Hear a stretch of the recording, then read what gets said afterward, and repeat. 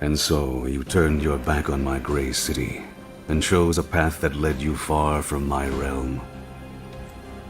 In the long years that followed, you walked many roads, across many plains, and I do not know them all. For some worlds beyond the realms are closed even to my eyes.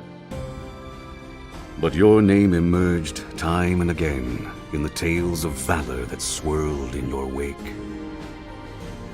With Akachi's end, the founder surrendered to death, and her soul passed to Sophia.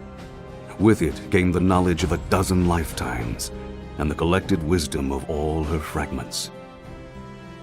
In the tales of your journeys, Sophia had parts yet to play, the able counselor, the devoted ally, before returning at last to the academy that she had loved, only to find it in the hands of rival wizards. Sophia rallied those who had been loyal to her mother, and many yet remained. With the magic of the founder at her call, she drove her rivals from the academy and took her mother's place as headmistress. The Academy of Shapers and Binders remains an anomaly amongst the Red Wizards, a school where magic is studied for its own sake, where those who plot against their fellow wizards are cast out, and slavery has no place. It is a quiet but increasingly powerful force for change in the nation of Thay. Kaelin the Dove left your company, intent upon continuing her crusade against the Wall. She rallied those who had survived your assault upon the City of Judgment and led them to the Plane of Shadow, where she sought still more allies for a new and greater war. Yet even with the success of your crusade, Kaelin never grew into the leader that Akachi, or you, had been.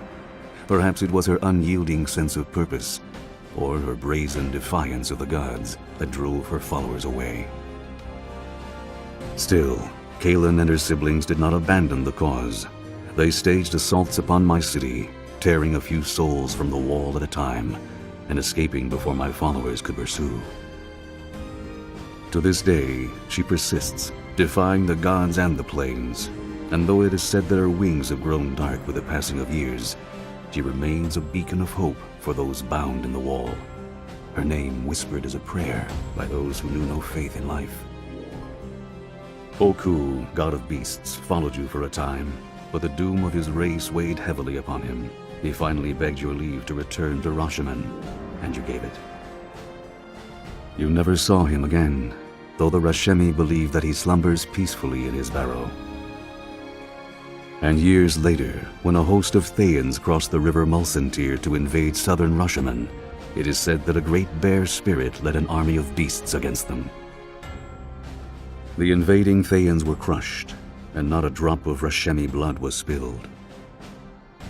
As for the bear, he vanished soon after, leaving no proof of his passage, save for the ravaged corpses of gnolls and red wizards. And what of your fate?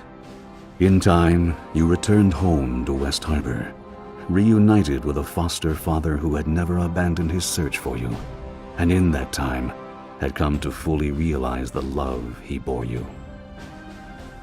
The dwarf Kelgar Ironfist also found his way to your side, a bit dismayed that he had missed such a grand adventure, and the opportunity to try his fists against a god. At Kelgar's urging, you agreed to one last journey, retracing the steps of your now famous road to Crossroad Keep. Word of your passage spread, and hundreds of folk gathered in Highcliff and Neverwinter, hoping for a glimpse of the Knight Captain who had long been thought dead. When you finally arrived at the keep, you were plied with drinks and song, and welcomed as heroes. Old friends had gathered to await your return, Bevel Starling, Aldanon the Sage, and others who yet lived. Whether you would settle there and reclaim the mantle of Knight Captain, or depart once again to seek a greater legacy still, that story is yet to be told.